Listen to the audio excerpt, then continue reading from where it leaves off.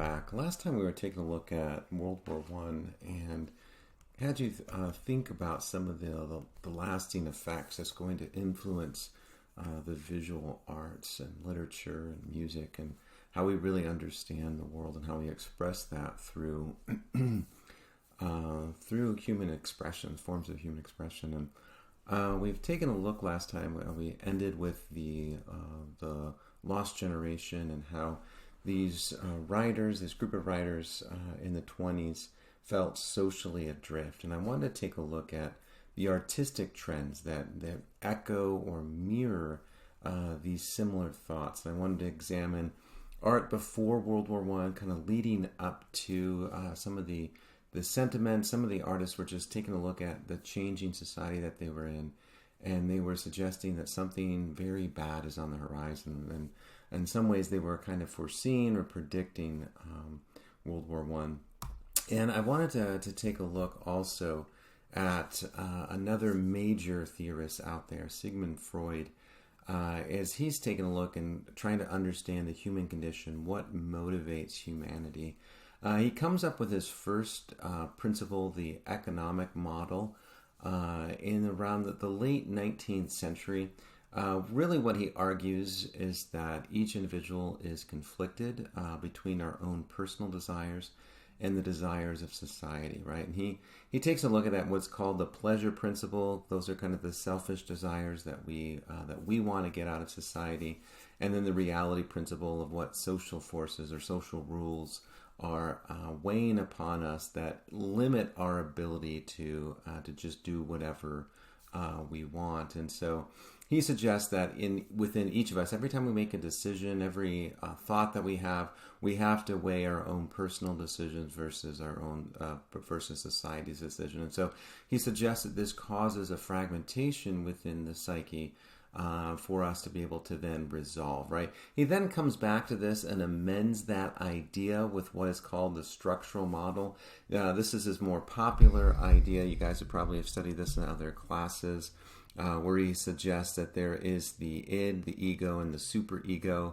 The id are the individual needs. These are the unconscious forces that we would call them within the church probably the natural man tendencies within each of us. And he suggests that there are these forces within us that we're unaware of that are driving us to make certain decisions. And he essentially says that mainly these forces within us are dark, very violent sexual tendencies that we then repress, right? And so the superego are the society needs, what the rules, the laws, the regulations, commandments, things that society restricts us with, so we just can't unleash that id on the world. And so he suggests that in order for a society to function normally, we have to find a balance between the id and the superego, and that's going to take place in the ego, right? So the ego is this kind of conscious self where we have to make decisions between our own individual selfish dark tendencies and the forces that society says that we should do. And so, for instance, someone's cuts you off on the interstate on the way traveling on a trip to Salt Lake or something. The natural man, right, the id within us has these violent, dark tendencies to go into, chase them down, run them off the road, something, right? But then the superego, the social forces suggest that that's going to produce some type of problems, might get in jail or whatever.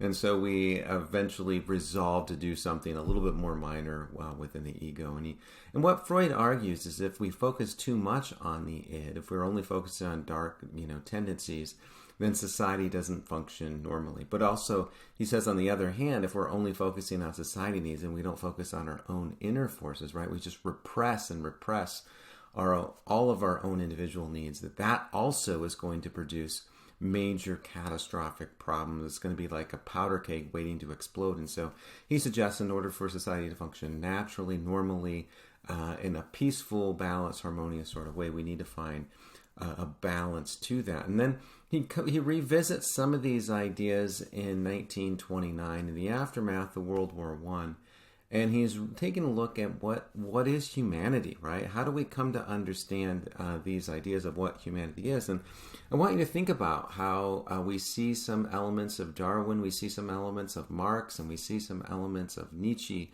embedded within this as he's coming together with his own understanding of the human condition. And I want you to think about, is he wrong, right? Can we disagree with him? Or does he have some elements of truth within him? He says, men are not gentle, and I think we can expand that to women as well. I think he means mankind. Men are not gentle, friendly creatures wishing for love who simply defend themselves if they are attacked, right? That's the Victorian mindset, that we're just gentle, friendly, loving creatures, right? But he says that a powerful measure of desire for aggression has to be reckoned as part of their instinctual endowment. And so he says, you know what, if we just tend to think that humanity is just loving and kind and wonderful, we're missing the actual complexity of what human beings are. He says that we have to understand that underneath the surface, at part of our instincts, is aggression. And we have to reconcile that in order to understand the true essence of what a human being actually is. And if we miss that part, we're missing a key element to understanding truly what motivates human beings. And that aggression, we generally tend to think of aggression as physical aggression, and that's part of it, right? We can see that within the MMA sports that are popular, or football, or whatever the case may be. We see that kind of aggressive tendencies out there that's celebrated within society. But it also could be verbal violence, right? Or it could be intellectual violence. It could be psychological violence, right? So you take a look at social media and some of the posts that people put on, websites or responding to their friends or whatnot. There is a certain sense of aggression within them that comes out, right? So in some ways, social media can be that id for us that unleashes these darker tendencies. Because it has that veil or mask that we can use on the internet to go and be aggressive towards someone else. That not having the general social tendencies. I mean, the internet's still pretty new. We'd have it. Social norms and regulations and whatnot have not really caught up with the internet yet. And so in a lot of ways, the internet has become the id for us, where we can see a lot of those aggressions that are manifest without there. And Freud even says that humor could be aggressive, right? Because in humor, what we're doing is we're tearing a person down to make ourselves feel superior. And so humor can be an aggressive act as well. And so aggression just isn't physical aggression, right? And then he continues on. He says, the result is that the neighbor is to them not only a possible helper or sexual object, but also a temptation to them to gratify their aggressiveness on him, to exploit his capacity for work without recompense, to use him sexually without his consent, to seize his possessions, to humiliate him, to cause him pain, to torture, and to kill him. Homo homini lupus, who has the courage to dispute it in the face of all the evidence in his own life and in history? And so as you take a look at the world around you, are human beings gentle, friendly creatures?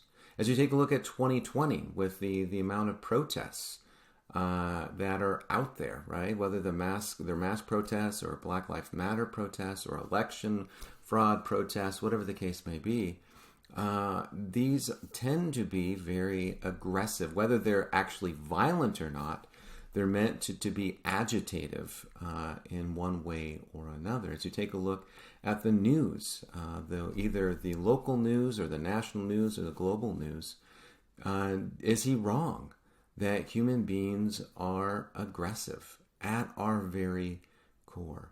And so as we think about that, right, as we think about our elements of aggressiveness. And by the way, he would also suggest that even those that are out there doing good, right? Again, there are those out there doing very good things, particularly in 2020 when there's a lot of need for it. He would suggest that in the end, that is kind of a selfish act, because you're either trying to do this to earn your way to heaven, so to speak, or you're doing this to feel good about yourself, or to hold yourself up in front of superior to others in one way or another. And so he suggests that kind of that individualism, that aggression, is part of our nature. And overlooking that is going to lead us to a false understanding of what the human condition really is, right? So I want you to think about whether he is right or not. And it's not necessarily to say that you have to agree with Freud. I just want to argue through his lens so you can see kind of where he's coming from. Taking a look at the visual arts, what we're going to see within the visual arts as we think about, these ideas and the World War I and the ideas of Freud and Darwin, Marx and Nietzsche coming together, we're going to see kind of how this is starting to influence the way that artists are representing the human condition. What we're going to see within the visual arts leading up to World War I and shortly thereafter are elements that are similar to what we've seen before this, right?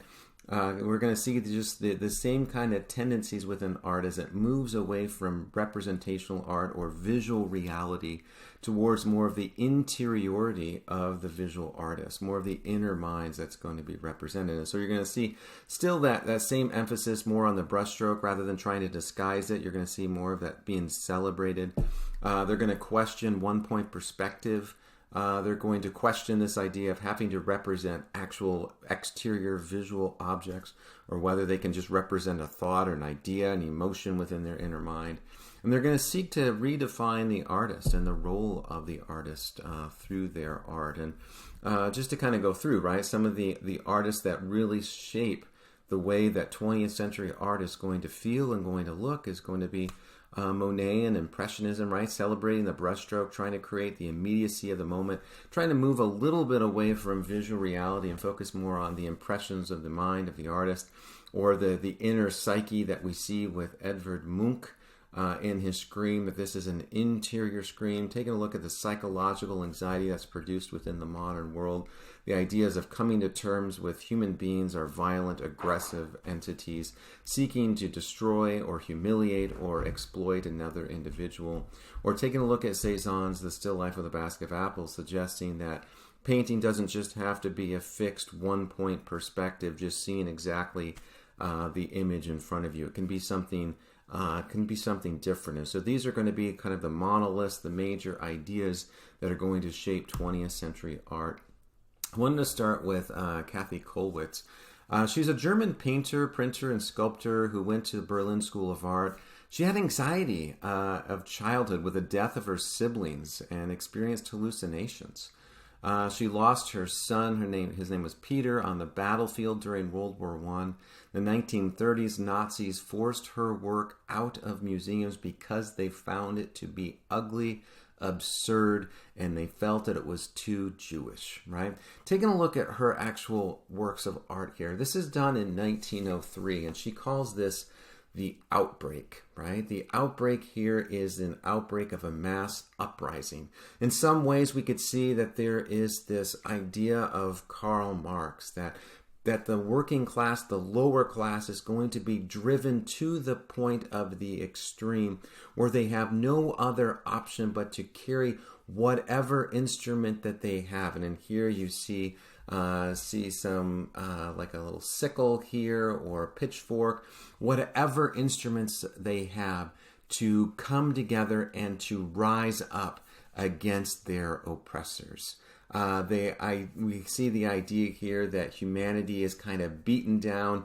Thinking about Darwin and the ideas of evolution. Darwin suggests that we are heavily influenced by our environment, and an idea that artists are thinking about during this time is, what if the environment that a person lives in is actually very brutal or very oppressive? How is that going to shape or evolve them? And so what we see is this idea of evolution doesn't necessarily mean if we're living in negative circumstances, that negativity is going to directly affect how we look or behave. And so here we see the downtrodden that have been beaten down, that are now coming together in this mass herd to go and storm against their oppressors, and they are in motion. This woman here, she kind of blazes through the field, right? She's kind of running through in this kind of fast motion, almost as though she's flying. And then we see this woman here in the foreground, seems as though she is a conductor of a symphony somewhere or an orchestra somewhere, and she's just kind of using her hands, and she's kind of orchestrating this entire event. And so we see that the world is on the edge of major changes. And indeed, something that Kollwitz was correct with, right? Russia began this movement in 1905 and then later 1917 with the Bolshevik Revolution and the communists taking over. Spain follows suit in the 1930s with the communists taking rise in the 1930s. China follows suit in 1931. Cuba later follows suit in 1956. And indeed, the world is on the edge of major political transformation. In the 20th century, we're going to see some of the major political outbreaks and transformations greater than probably we've seen in any century before. We're going to see similar transitions in Italy and Germany in the 1930s. But the main idea is that the populace, the major groups are now on the move, and they're rising against their oppressors. And this doesn't necessarily, in these movements, these world movements, these global movements in Cuba and Russia and China, and even in Spain and Germany and Italy, doesn't really even speak to the amount of movements that we see in the United States, right? We see a massive communist movement arising in our own country. There were strikes that occurred in Los Angeles, Chicago, New York, Louisiana. They occurred in multiple industries like rubber workers, auto, textiles, copper, steel, oil, railroad. So there's this sense that the masses were at the point, they were pushed into a corner, and they're on the brink of completely bouncing or rejecting this entire society. Let's take a look at Scheele's self-portrait here. Just some background in him. He was born in Austria and worked with Gustav Klimt. He was influenced by Edvard Munch and Van Gogh. His father suffered from syphilis and went insane when he was a young boy, just 14 years old. And this left a dramatic impact on him. And he too became tormented by fear of suffering and death and sexuality. He says that art is intensely emotional, and he focuses more on twisted bodies. What we see here with the composition, he's rejecting traditional notions of aesthetics. That aesthetics doesn't have to be about beauty. Humanity in the modern world, what we've been studying, is that humanity is not necessarily beautiful in the traditional sense, that we have all of these exterior forces of exploitation with capitalism. We have the problems of the corruptions of government. We have this feeling that we live in a dog-eat-dog world where there's a struggle for survival. That feels as though nature, the world, the universe, these forces are not necessarily here to support us and uphold us in our life. They feel as though we're constantly battling for survival. And so he suggests that humanity or art should reflect that struggle.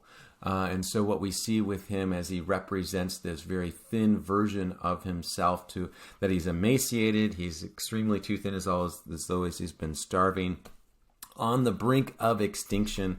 His arms, his shoulder here is wavy.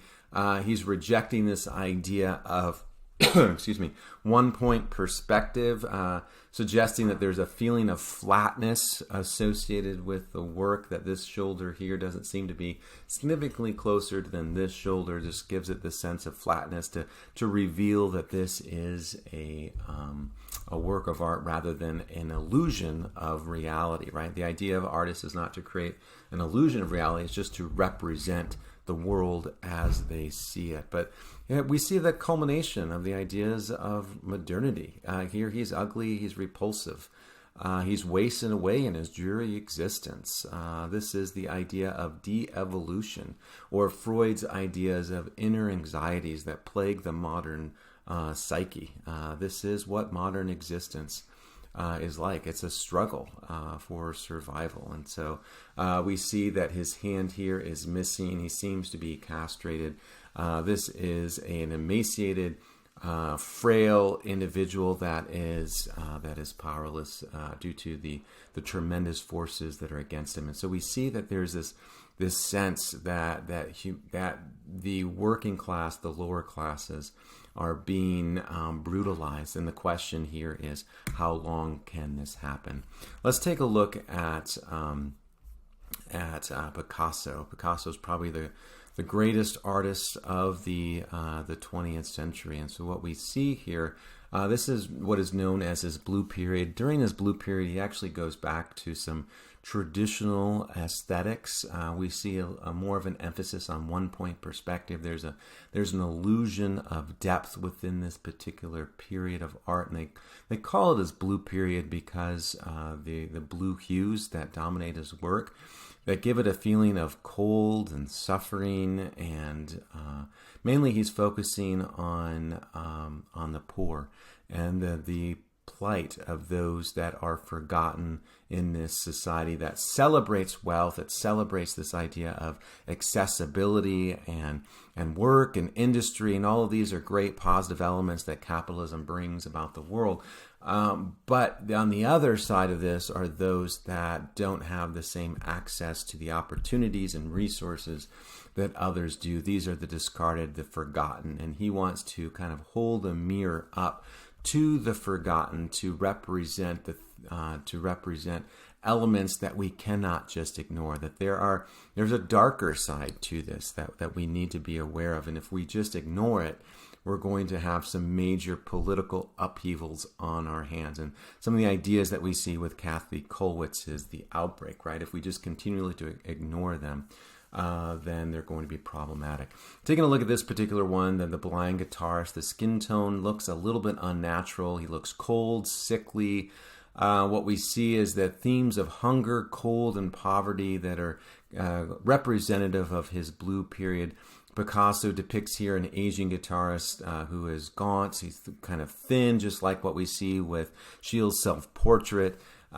His fingers are thin and almost extremely long due to the growing hunger. His skinny neck seems to stick out from his body unnaturally. His bony shoulder protrudes from his tattered shirt.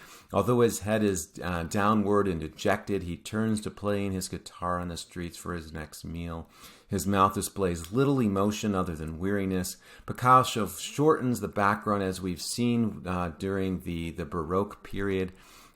We see that the wall here draws the viewer into the guitarist's world to feel his hunger, to identify with his poverty and despair. The blue tones encompass the work to establish this melancholic mood.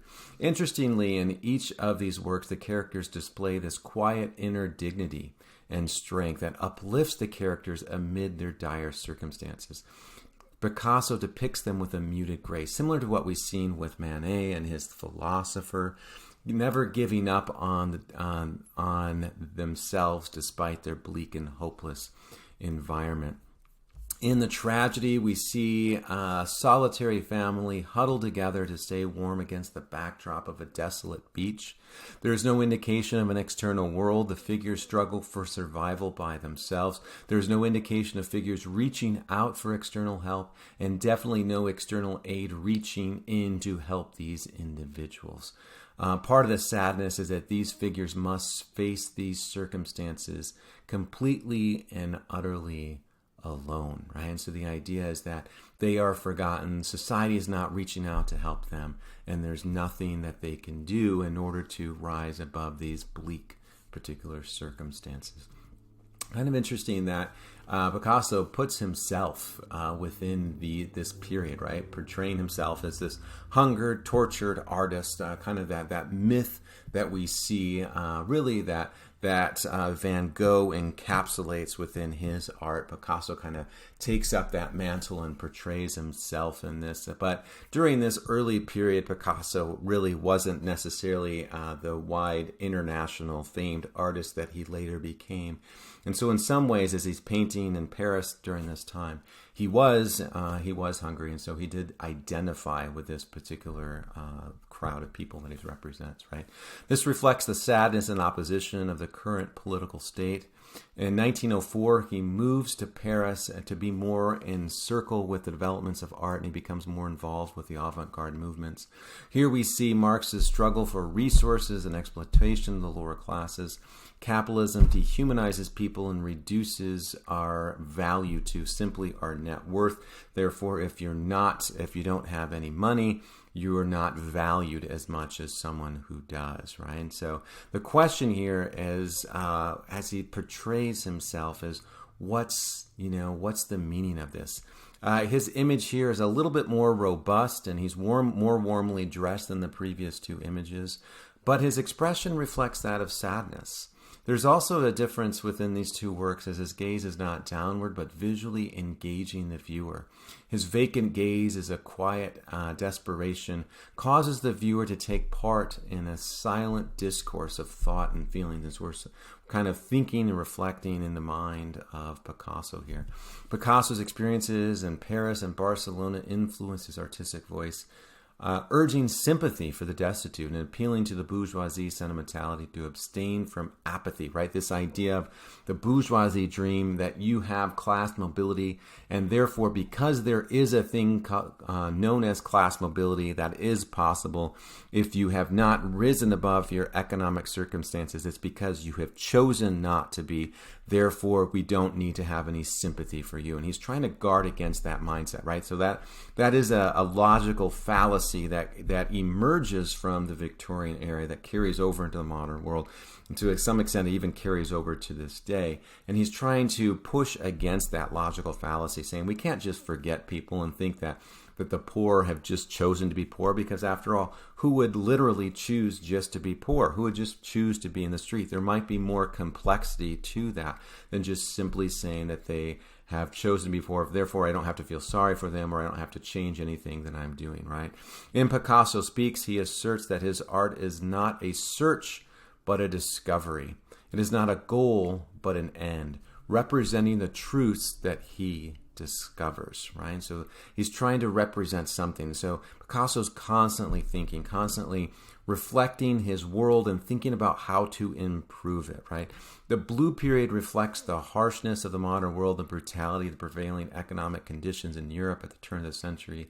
And his newfound voice eventually will lead him to Cubism. And I wanted to introduce Cubism to you by taking a look at the birth of cinema, because these two ideas of this Blue Period and cinema actually coincide, and they're going to merge together to create this new movement that Picasso is going to call Cubism.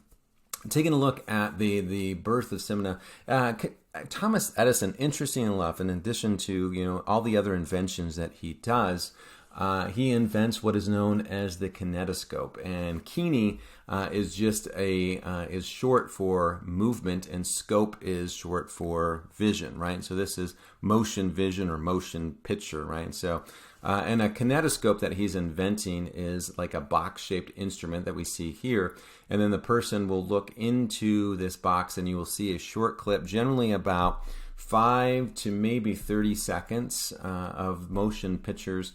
And then sometimes they will have these nice early versions of the earbuds that people could listen to music that would correspond with whatever was being played. But what Thomas Edison does, he takes this idea, the previous inventions of the telegraph, the ability to transmit sound over a large space, and the photograph, the ability to freeze an image and be able to then replicate that. He takes the idea of a telephone, again, the idea of transporting sound over a period of time, and the phonograph, right, the ability to capture sound, much like a photograph. A phonograph is able to capture sound and be able to transmit that sound over a period of time.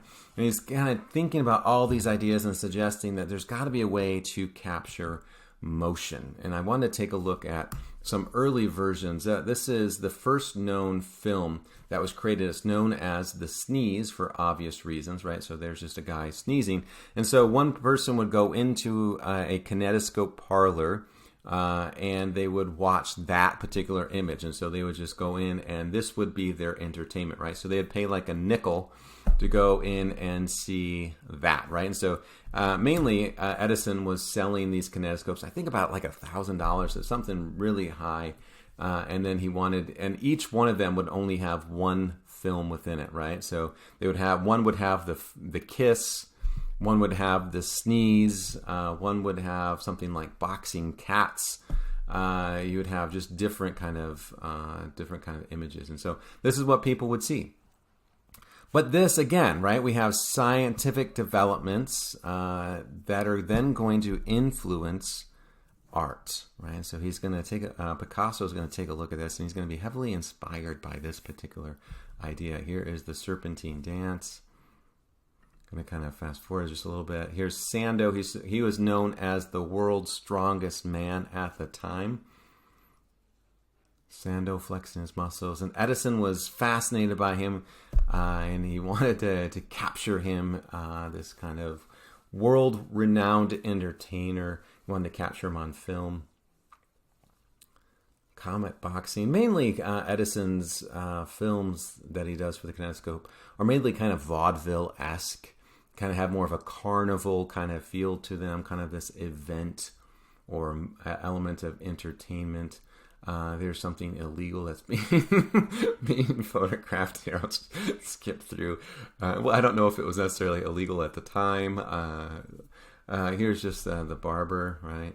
But anyway, then what they did was that these people that would have to pay $1,000 for each kinetoscope and then they would only charge like a nickel for people to come in and view it. It's going to take a long time to recoup their money. They asked Edison if he could find a way to, rather than having a box where one person can look inside it and only one person at a time, there's a way to project the image so that many people could see it at a given time. And the idea for the exhibitioners who are, buying these kinetoscopes was, well, they want to maximize their profits. But Edison was a businessman, and he knew that if he was projecting this image, they would only buy one kinetoscope instead of 5.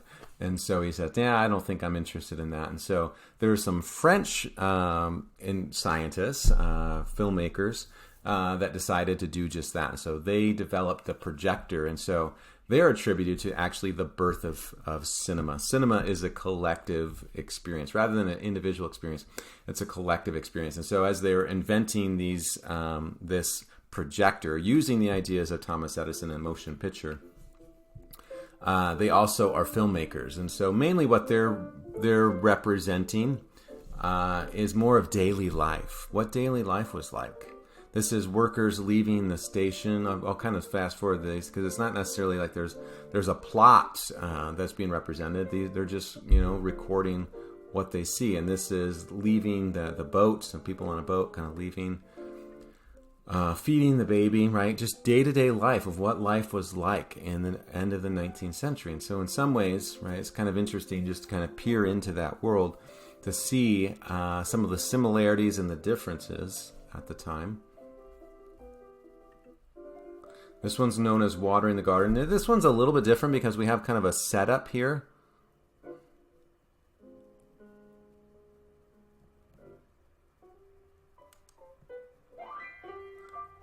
Right, so it's kind of staged, almost like it's a TikTok or something. And the music that you hear, generally what they would have is they would have like an organist that would be playing along. Sometimes there'd be a musical score that would accompany it. But the actual incorporation of music and film didn't happen until 1927. These are just the gamblers playing cards. And this is the arrival of the train. According to legend, that this caused people that were in the audience to faint because they thought the train was coming through the actual screen, right? So with this, we have Cubism, right? So these ideas are all influencing or reaching Picasso, Lumiere brothers, or French filmmakers, and kind of we see the birth of cinema, and he's taking a look at this new scientific development of motion picture, and Picasso's thinking, is there a way that I can create motion on a two-dimensional static canvas? Rather than just painting one moment, can I represent multiple moments? Or rather than just representing one kind of one-point perspective, can I paint something from multiple perspectives? And this is where we have Cubism, right? Cubism is an artistic movement during the early 19th century that focused on shattering reality into pieces and then reconstructing that reality into a new abstract image. And so I want you to think about that you have a picture on a piece of glass, and then you drop that glass, and then you have all of these shattered fragments. Cubism is like that. It's taking a look at that reality, that shattered reality, those kind of fragmented pieces, those jagged edges, and piecing them back together. And so their images are going to look kind of jagged. Cubist images represent a flattened surface that could show an object from multiple perspectives, right? So from the side, from the left side to the right side, right? Or a number of events occurring simultaneously, i.e. movement in time. Generally, Cubists have a utopian vision to tear down the existing social order to recreate a new ideal. And so their main focus, right, that social drive that comes from Picasso's Blue Period, is that society is lost. So we need to shatter society, shatter reality, and recreate it to have this new utopian ideal. And so at the core, this art is meant to inspire people to take action to create change. And so let's take a look at a couple Cubist images. As we see with Duchamp, we'll come back to Duchamp. He starts early as a Cubist, and he's going to be a big part of the Dadaist movement, so we'll come back to him later, but I just wanted to demonstrate some of the ideas of Cubism, taking a look at Nude Descending a Staircase. And so he's really interested in this idea of movement. How do you capture movement on a two-dimensional static canvas? And so here we see an individual that's coming down the stairs, and we see that kind of circulating or movement motion, this kind of triangle to demonstrate the legs moving down the stairs in this kind of blurred image. And so they're really interested in how to capture that idea of motion. Another particular idea that I wanted to kind of show you or demonstrate for you for Cubism is capturing multiple perspectives simultaneously. And a lot of people say they hate Picasso because he has two eyes on the one side of a particular face, but I wanted to show why and how he's conveying that. So as you take a look at this particular image here that he did in 1961, he does this one a little bit later, but it demonstrates the main ideas that I want you to think about. We can see this image as though the artist is painting it straight on, right? So it's just kind of his two eyes, nose, and the mouth, right? And then the ears over here.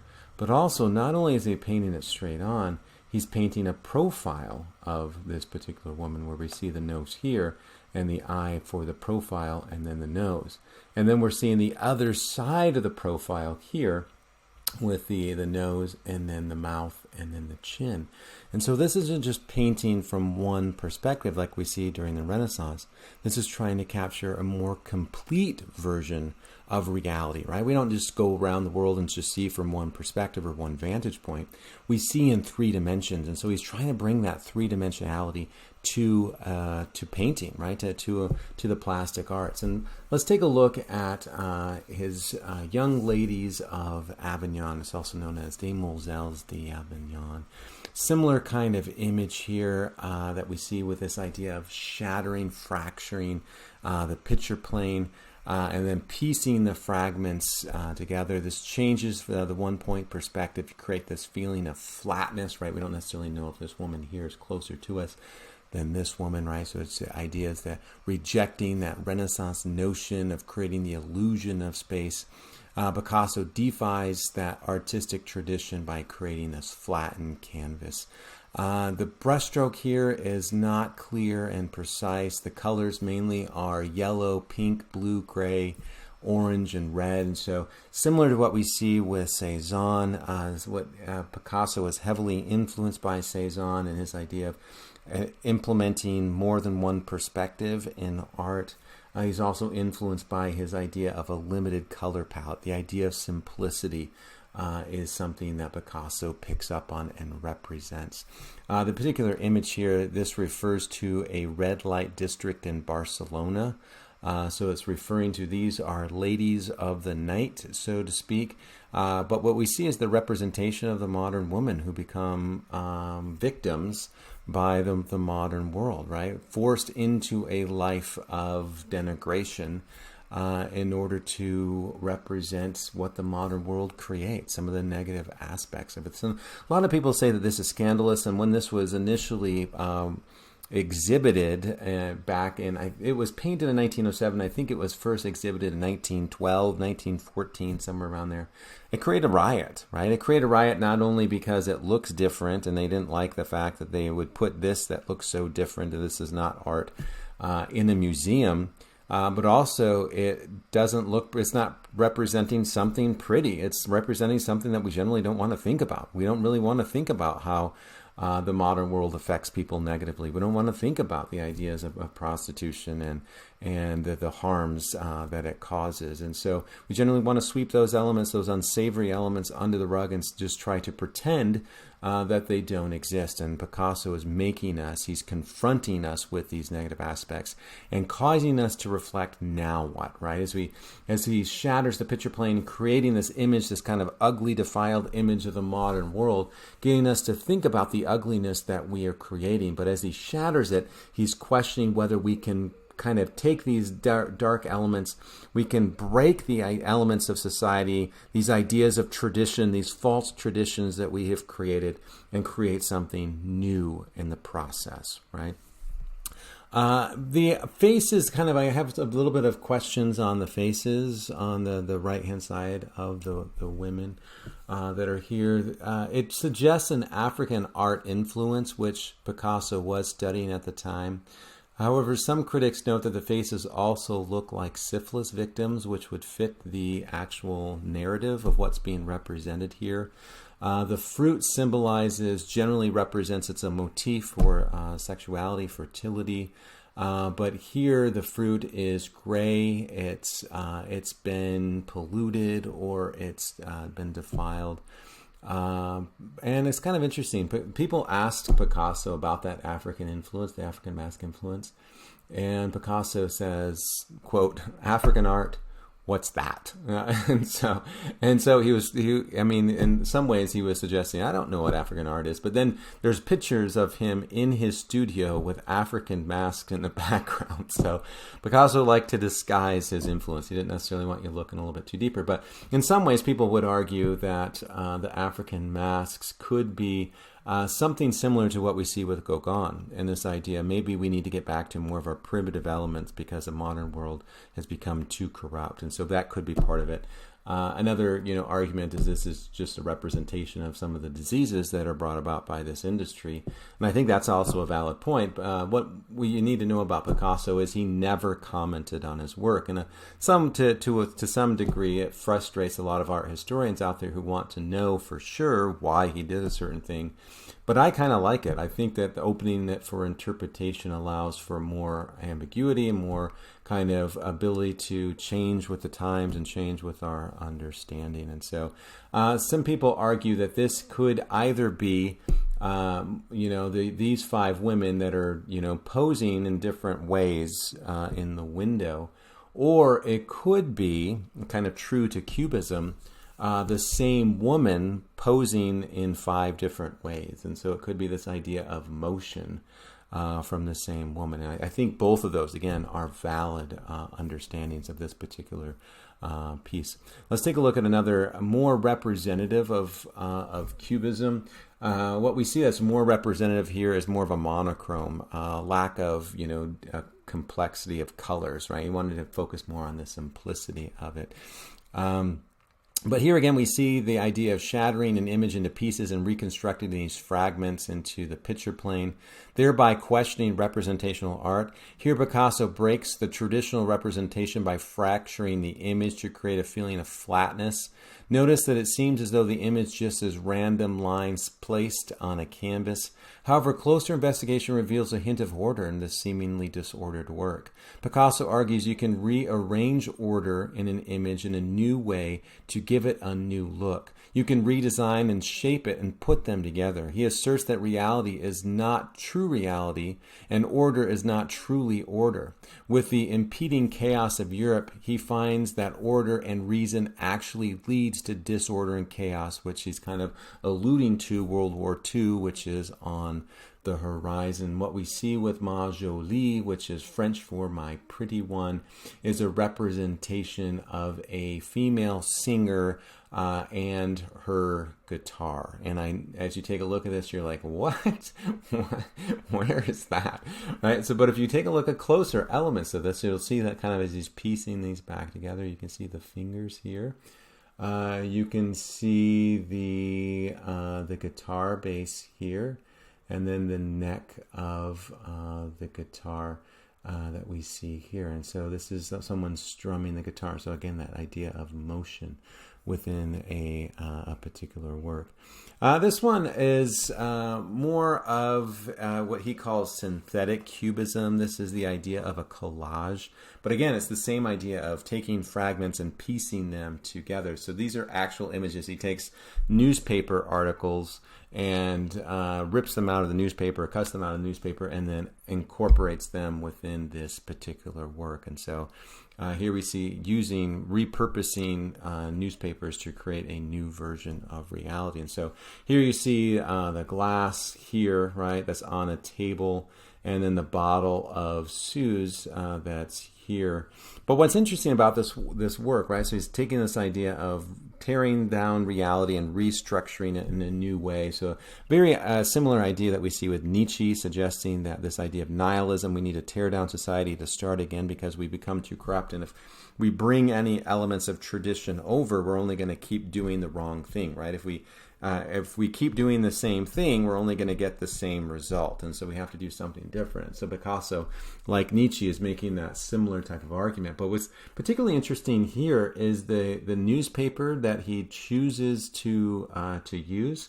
This is a newspaper article about the Balkan War, which is going to lead to World War I. And so you kind of get that sense that that there's something on the horizon. They don't necessarily know exactly what, although some of them are suggesting that the buildup of militaries in each nation and all of these pacts and treaties that people have is not going to lead to a good thing. But we see that questioning when we start to devalue human life, as we start to denigrate and exploit human beings, as we start to see them as mere animals or cogs in a wheel, is only going to lead to problems, right? And so this is another image just to kind of think about cubism here. This one is a black and white image of a sculpture, right? So it's a cubist sculpture. What he does is he takes different elements, some scrap wood that he pieces together to give them new shape. And so here we see the mandolin, which is a guitar-like instrument, and then the clarinet down here, right? But this, again, is a collage that shows a new and radical direction for art, whereby the artist takes objects that have already existed and manipulates them to create new meaning, right? Picasso just finds some wood pieces and gives them new shape, new understanding, and then a new title, and gives them a new particular meaning for the art. And so again, this is questioning the artist and the artist's role in creating art. Does artists have to start from scratch, or can an artist actually use elements that are already existing and repurpose them to create a new design? And so this is similar to the idea of cubism, right? Just kind of shattering reality and repiecing it together. But it's also questioning the idea of what is art, what makes something art, and what makes someone an artist. And this leads to Dadaism, right? Dadaism was an art movement that arose in 1916 as a way for artists to protest World War I. It gained international fame during the 1920s. After the war, the lost generation, people are wondering what just happened, why it just happened. Why do we have 20 million people that died? Why do we have all of these borders that just, you used to be a German and now you're an Austrian, or now you used to be, a Swedish and now you're something else, right? So you have all of these different boundaries that are shifting within the world, and they start to question, what's it all mean, right? So you have this kind of feeling of collective trauma, and Dadaism becomes the voice of this collective trauma. Dadaism sought to eliminate all social, political, and religious institutions because such institutions promise order and meaning to a chaotic and meaningless world. And so, similar to Nietzsche's ideas of tearing things down to its essence, right? Similar to what we see with Picasso tearing things down to its essence, Dadaism kind of encapsulates those ideas, encapsulates those efforts, right? The idea of tearing things down to begin again.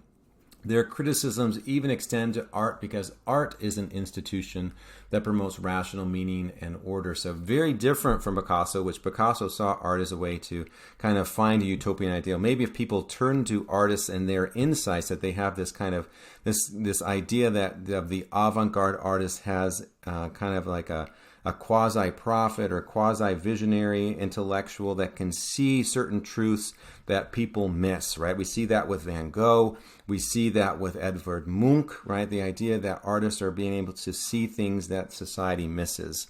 And Picasso picks up that idea and suggests that, look, we're on the verge of a major catastrophic event. Do something different. Let's tear society down to begin again. Well, what we see with Dadaism, which is very different from this, is Dadaism suggests that even art is problematic because artists have been shaped by the world in which they live. And so their ideas are going to be inherently flawed as well. And so you can't necessarily follow the Dadaists. All the Dadaists can help you do is to tear down the world, but they can't help you to rebuild it. That's going to be something that no one knows how to do because all we know is tradition. Well, all we know of what we've done with the past. And if we're going to keep doing that, we're going to get the same results, the same problems, right? Thus, they seek to tear down the values of art and the artist's role in creating art. Their works generally were playful criticisms against rational order. And that's one thing that people forget about Dadaism is it's meant to be playful, right? It's meant to be kind of fun as a mockery of society. So in some ways, it's a satire to make fun of society.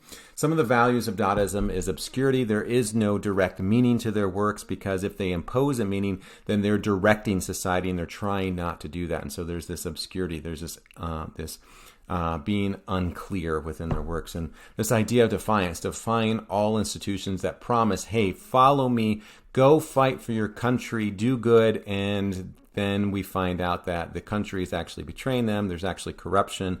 There's actually problems behind the scenes. Therefore, you cannot trust your country. Even religious leaders say, go and fight for God and country, and then come to find out that some of those religious leaders are also corrupt as well. And so there's this inherent distrust that resonates within society. And so those ideas of defiance, tearing down the old systems, this idea of anarchy, not being able to trust these institutions, and also not being able to trust art itself, that to this idea of rebelling against art as an institution as well, and that there is no meaning or truth, right? Here is Man Ray, who is an artist. Generally, he is a photographer. He takes pictures, but this one he kind of creates very similar to what we see with Dadaism, right? Taking two objects that already exist in the world, a magnet and a gun, and just putting them together and then strapping a wire on them and hanging them as the art exhibit. And so taking something that already exists and repurposing it to make it a new meaning out of it, right? Dadaism leads to total negation. Man is nothing. Everything is of equal unimportance. Everything is irrelevant. Nothing is relevant. The combination of the infinity of ideas and the arbitrariness which governs our existence causes Dadaists to see absurdity in life. The idea is, what does it all mean, right? What does the war mean? If there was no purpose to it, if we didn't accomplish anything with it, why did we even do it to begin with? And so there's this sense of what does life mean, right? This idea of what does anything mean? And so what we see here, very similar to what we see with Nietzsche and his ideas of where's the world going now? What does it all mean? We see that starting to take root with artists. They're starting to kind of question these ideas. And so what they're suggesting, if we live in an absurd world and art should reflect the world that we live in, that art should therefore be absurd, right? But again, I mean, that's kind of the idea of their ideas, of their kind of art. But I don't know, I can't help but to think that you also have to, comes some of the problems of Dadaism, you also have to choose what goes into this, right? So did Man Ray just simply choose a random magnet and a random gun? Because it seems as though it has a little bit more bite to it, right? Are these truly random, or is there a little bit more to it, right? So they're suggesting that there's this randomness, or it doesn't necessarily matter what two objects you put together. But the fact that he puts these two objects together suggests that maybe even if he didn't intend to, there's still a meaning attached to it. Or he then gives it the meaning, the title compass, which then again you have to think, well, he could have titled it anything. He could have titled it bedtime or whatever. He could have titled it lunchtime or whatever. But he titles it compass. And so I don't know. It's some ways it's random and it's meant to feel random. And in some ways, I think it's meant to feel like more of a harsher commentary. And we'll take a look at that a little bit. And so the idea of a magnet, something that draws people in, that maybe that the idea is that we have this magnetic kind of connection to violence, very similar to what we see with Freud and his civilization and his discontents, right? And this compass, right? The question of compass generally offers this direction, gives us this kind of meaning or purpose of where to go. And the question here is, where are we all going, right?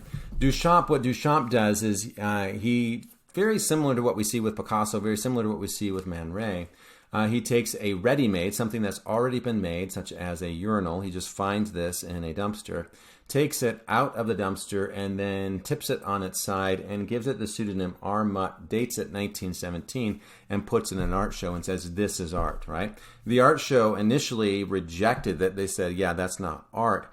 But then he starts this question of why. What is about this isn't art? And that becomes a harder question to answer.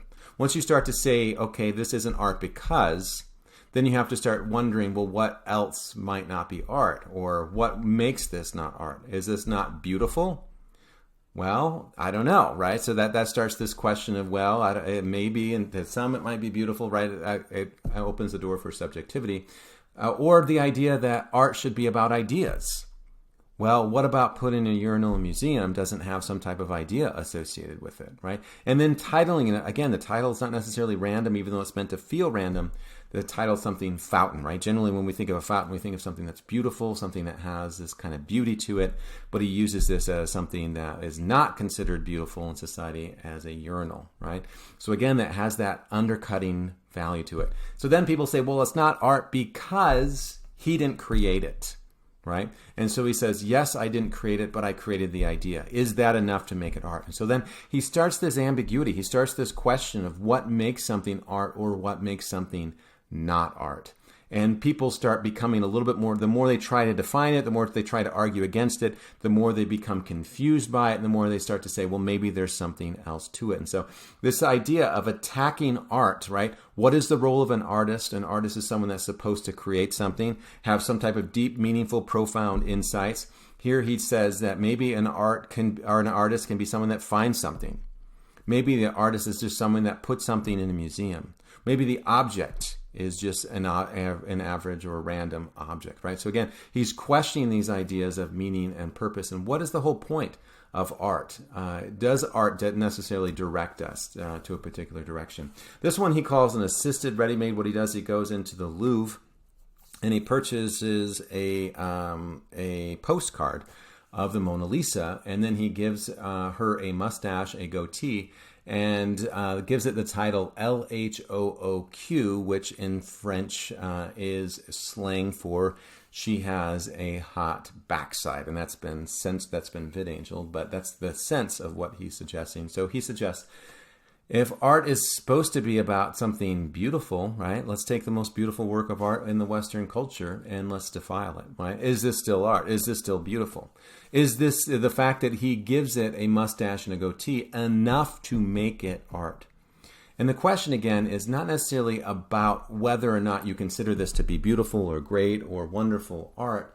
It's to start a discussion about what makes something art, right? It's about tearing art down to its essence and suggesting that maybe art, these old art institutions of the past, can't direct us. We live in a significantly different society now.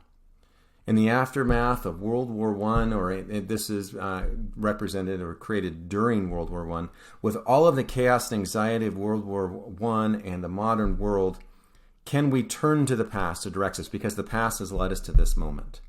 So can we trust it, right? So again, it's a kind of a commentary. Even though it has this random feel to it, it has this kind of harsher commentary.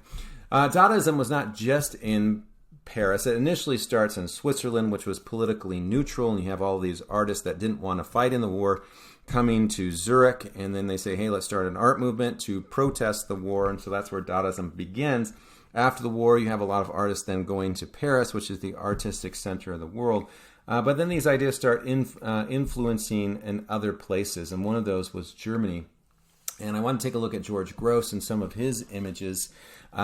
He was in the war as a soldier, and he had a nervous breakdown. And they sent him. Well, I think he got injured first, and then he was getting healed, so he was getting sent back to the front lines.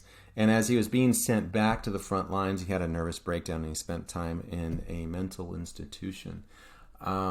And that created that tremendous anxiety. And so after the war, he starts representing images about his experiences during the war. And this one's called Fit for Active Service. And so you have these officers who are sitting around this kind of board of, inspection. And then you have a doctor coming in here to inspect this skeleton. And he says, the doctor says KV, which is short for fit for active service, so send them back. And so the idea is that nothing is going to stop these soldiers from being sent back. It doesn't matter, because they don't see them as human beings. They don't see them as spirit children of God. They don't see them as anything but flesh and blood. So all we can do is keep sending them back to the front line, because all they're doing is serving our own self-interest. They're fattening our pockets. We're profiting off the war. We don't care about these individuals. Keep shipping them back. And so we see here that bite that Dadaism has as it critiques traditional institutions, right, such as political institutions. Or this one, the gratitude of the fatherland. It was told to people, these soldiers, as they're going to war, go fight for God and country, and your nation will thank you for it, right? And here we see in the aftermath of the war, this soldier who has lost his hand, both of his legs, and his nose, now sits on the street corner and begs for his sustenance. And so the idea here is that the fatherland has not supported these individuals, not supported the veterans, that society has moved on, and these individuals who were out there fighting on the front lines for this particular society has now just become the refuse of society. And so we see that sharper criticism that initially there's a parade to welcome people home, but what happens to the wounded? They have to live with these physical and psychological wounds long after the war. What happens to them now? And the idea is that they're kind of kicked under the rug, and the people try to forget them. And George Grosz is holding that mirror up to society and saying, this is what you promised, and this is what the reality is. And so he's getting us to think about that. I wanted to leave off with just a quick investigation of Surrealism. Surrealism was an art movement that began during the 1920s and was an outgrowth of Dadaism's critique on rational order, this idea of randomness that we see within Dadaist works. Surrealism takes that to the next level. Surrealism was strongly influenced by Freud's structural model, believing that underneath humanity's subconscious lay very dark, strong sexual and violent desires that we must repress, right? The id. Surrealists believe the best way to understand humans is through understanding their subconscious. So if you really want to understand a person, don't take a look at the mask that they put on to present themselves to the world. Take a look at, peel back the mask and take a look at who that person actually is. And so they're suggesting that in order to do that, we need to explore the id, right? That's where humanity truly lies. Hence, much of their works are dominated by dreamlike sequences with themes of sexuality, violence, fear of death, and the uncanny. And the uncanny is something that's familiar and foreign at the same time. So it looks like something we can identify with, but also looks like something that we don't, right? So again, what they're representing is more of the id, right? The unconscious desires that we have. And just to take a look at a couple of images, the persistence of memory, or it's also known as melting clocks. Things that look familiar to us and foreign, right? The uncanny, we recognize the clocks here, but they look different because they're melting, right? Or flattened. We recognize again, this is kind of, some people really like Surrealism because they struggle with Cubism, they struggle with German Expressionism because it doesn't look real. This at least looks somewhat real. We can see some depth here. We can see some traditional elements of Renaissance art being re-implemented, but in a different way. We see that this appears to be a desk here. We recognize that this looks like it's a tree. This looks like it's a pocket watch with ants on it. This looks like it could be a nose of an individual or perhaps a duck. And this looks like eyelashes. So there's elements that look familiar to us, but at the same time, they're put in a certain context that make them look unfamiliar. And so what Freud argues is the uncanny produces anxiety within us, right? Things that look familiar to us but looks a little bit different produces that anxiety. What Dali was representing here are dreams. And the idea that he's representing here is the passage of time. He suggests that as Freud argues, what we're really feared, what's kind of on the back of our minds, is the fear of our own mortality, the acknowledgement that our life here on earth is temporary. And that's going to influence, whether we're aware of it or not, all of the decisions that we make, right? As we try to prolong our stay on this earth or try to prolong our influence, we try to make a name for ourselves, we try to have children to act as the next generation. We all know that our time is finite on this planet, and we try to do things that will prolong our way of being here in one way or another, right? So these desires that we have are all part of that fear of mortality. And so the mortality elements that we see are the clocks, the passage of time. We also see the fly and the ants, which are representative of elements of decay, right? When something dies, you see flies and ants come in and remove the carcass. And so things that are kind of the deeper, darker fears that are within the unconscious, or things that look familiar to us and foreign to us at the same time. Swans reflecting elephants. We see the swans here. But something that's different, right, is if we look down here, these are actually, it looks as though they're reflecting elephants, right? So things that are this kind of this dream-like feeling, trying to get at below the surface, understanding himself, right? So as he kind of peels back who Dali is, he's representing his dreams, representing his anxieties to try to understand more about humanity. We'll leave off with Mara Oppenheim. She's a surrealist sculpturist. She does a lot of sculptures. This is her luncheon in fur. And so what she does, she takes something that's familiar to us. We notice that there's a saucer. We notice that there's a cup. And we notice that there's a spoon. But they are covered in fur, which makes them completely impractical, right? So again, what this does is it produces anxiety within us. We see this and we say, well, that's kind of weird. Produces that kind of weird tension. And what they're trying to do is they're trying to make us more aware of our unconscious feelings, our unconscious desires, our unconscious, anxieties or unconscious apprehensions, so that we can be more familiar with them. And if we're more familiar with them, we can be more in touch with them, then maybe we can come to terms with them better, and then what doesn't lead to us completely repressing them, and then a powder cake building, and then a massive explosion that will happen called World War I and World War II. So if we can come more in touch with that self that we try to repress, and come to terms with those violent, darker tendencies that we have, to understand the true essence of what humanity is, maybe we can direct society to a new ideal. And so in some ways, I mean, surrealism, although it starts as a Dadaist type movement, as it questions reality, right? This is not a representation of reality. This is kind of moving away from it. But it does reject the idea that art shouldn't try to do anything, right? There is an objective within surrealism. They are trying to direct society. So we see that similar essence that we see with Cubism reintroduced with surrealism, that they're trying to suggest that that art can lead society to a new end. And the question is whether or not it will be effective. And the answer is in the 1930s, when surrealism is picking up, the answer is no, because we have the rise of Nazism, the rise of fascism in Germany and in Italy that are on the horizon. So they're trying to prevent another war, but the idea is that those mechanisms are in motion, and those parties are not listening to modern art. They want to shut it down. They want to eliminate it, and they just want to focus on their own agenda. But art is seeking to try to make us more aware of those darker tendencies. And so we see with the modern art, they're trying to do something different to lead society, to direct them away from our violent tendencies.